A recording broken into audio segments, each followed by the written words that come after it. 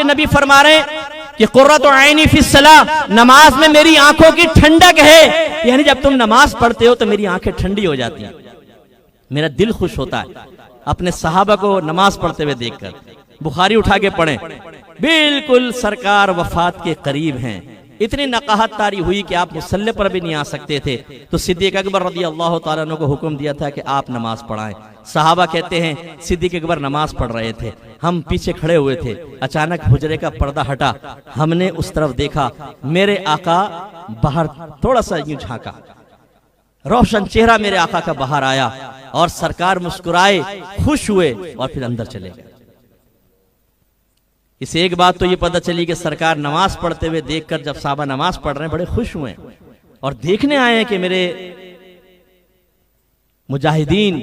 مجھ سے محبت کرنے والے اپنی محبت کا کیسا عملی ثبوت دے رہے ہیں۔ اور دوسرا عقیدہ ذہن میں رکھیے گا، صحابہ کرام نماز پڑھ رہے تھے اللہ تعالیٰ کی، نماز میں توجہ ہونی چاہیے اللہ تعالیٰ کی جانب، لیکن جب مصطفیٰ نظر آئے تو انہوں نے سب نے چہرے ادھر کو کر لیے اور سرکار کو دیکھا۔ اور راوی کہتے ہیں کچھ صحابہ ایسے تھے قریب تھا کہ اپنی نماز توڑ دیتے اور بھاگ کے سرکار کے پاس پہنچ جاتے، لیکن پھر وہ رکے۔ لگاؤ شرک کا فتویٰ، بولو ان کو مشرک لگا سکتے کوئی؟ اگر کوئی یہ کہے کہ نماز میں نبی کریم صلی اللہ علیہ وسلم کا خیال لانا اپنے گدھے اور بیل کے خیال میں ڈوب جانے سے بدتر ہے، اور جب لاجک پوچھی جائے کہ آپ نے کیا بدتمیزی والا جملہ لکھا ہے اور جواب میں وہ یہ کہے بھائی یہ اس لیے لکھا ہے کہ گدھے کا خیال آئے گا تو تعظیم کے ساتھ نہیں ہوگا، تو تعظیم الہی میں کوئی فرق نہیں آئے گا، لیکن نبی کا خیال لاؤ گے تو تعظیم کے ساتھ آئے گا، تو اللہ کی تعظیم میں فرق آئے گا۔ تو پھر میں آپ سے پوچھتا ہوں صحابہ کرام نے جو در دیکھا اور عزت کے ساتھ، تعظیم کے ساتھ، ادب کے ساتھ، بتاؤ یہاں پر اللہ کے تعظیم اور ادب میں کمی ہوئی تھی کہ نہیں ہوئی تھی؟ اگر ہوئی تھی تو پھر اللہ کے نبی کیوں خاموش رہے؟ ایک حدیث سے تقریر ہوتی ہے، یاد رکھیں، قولی حدیث ایک عملی یا فعلی حدیث ہوتی ہے، کر کے دکھاتے ہیں، اور ایک ہوتی ہے تقریری حدیث۔ تقریری کا مطلب یہ ہوتا ہے کہ نبی کریم کسی عمل کو دیکھتے ہیں، کسی بات کو سنتے ہیں اور اس کو غلط نہیں کہتے، خاموش ہو جاتے ہیں، تو آپ کی خاموشی اس بات کی دلیل ہوتی ہے کہ وہ عمل یا وہ قول بالکل جائز ہے۔ تقریر معنی ہوتا ہے پختہ کرنا، تو گویا کہ اس کے جواز کو آپ اپنی خاموشی سے پختہ کر دیتے ہیں۔ سرکار صلی اللہ علیہ وسلم نے دیکھا اور چلے گئے، یہ نہیں فرمایا جس نے مجھے نماز میں دیکھا اس نے اللہ کی تعظیم میں کمی کی، کیونکہ میری طرف عظمت کے ساتھ، تعظیم کے ساتھ دیکھا، اپنی نماز کو لوٹاؤ، نو، بلکہ نماز میں نبی کا خیال آنے سے یقیناً صحابہ کی نماز اور باعث برکت ہوئی۔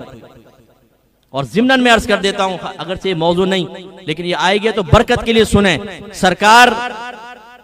آخری عمر کے سٹیج پر ہیں، بیمار ہو گئے، فرمایا سوری یہ دوسری روایت ہے، دوسری سناتا ہوں۔ سرکار دو قبیلوں میں لڑائی ہو گئی، سرکار صلح کے لیے تشریف لے گئے، ظہر کا وقت آ گیا، اب پتہ نہیں تھا سرکار آئیں گے کہ نہیں، تو صحابہ کرام نے حضرت صدیق اکبر رضی اللہ تعالی عنہ سے عرض کی حضور آپ نماز پڑھائیں، کیونکہ جب سرکار نہیں ہوتے تو سب آپ ہی کو آگے کیا کرتے تھے، اور یہ آپ کی خلافت کی طرف اشارہ بھی تھا کہ آپ خلیفہ اول بنیں گے۔ صدیق اکبر نے نماز شروع کر دی، اتنے میں سرکار تشریف لے آئے۔ اب نبی کے لیے یہ مناسب نہیں ہوتا کہ وہ پیچھے کھڑا ہو، سرکار صفوں کے درمیان سے نکلتے گئے، جہاں سے نکلتے تھے لوگ ہٹتے، سرکار آگے بڑھتے رہے۔ اور راوی کہتے ہیں کہ حضرت صدیق اکبر رضی اللہ تعالیٰ عنہ جب نماز پڑھتے تھے دائیں بائیں بالکل متوجہ نہیں ہوتے تھے، تو صحابہ نے یوں ہاتھ مارنے شروع کیے تاکہ صدیق اکبر کو پتہ چلے سرکار آ گئے ہیں، توجہ ٹوٹل سرکار کی طرف ہو گئی، حتیٰ کہ سرکار مصلی کے قریب آ گئے۔ اب وہ صدیق اکبر نے جب شور ہوا، تھوڑا سا آوازیں زیادہ ہوئیں، تو دیکھا سرکار کھڑے ہوئے، پیچھے ہٹنا چاہا، سرکار نے اشارہ کیا صدیق پڑھاؤ، لیکن غلام کیسے کھڑا ہو، آقا ساتھ ہیں، پیچھے آ گئے۔ سرکار نے آگے بڑھ کر نماز پڑھائی، جب مکمل ہو گئی تو فرمایا کہ صدیق ہم نے تو آپ کو اشارہ کیا تھا کہ نماز پڑھائیں، کیوں پیچھے آ گئے؟ عرض کی کہ میرے نبی کھڑے ہوں اور ابو قحافہ کا بیٹا نماز پڑھائے۔ صدیق اکبر تو حالت نماز میں نبی کی تعظیم میں پیچھے ہو جائیں تو شرک کے فتوے جاری نہ ہوں، بلکہ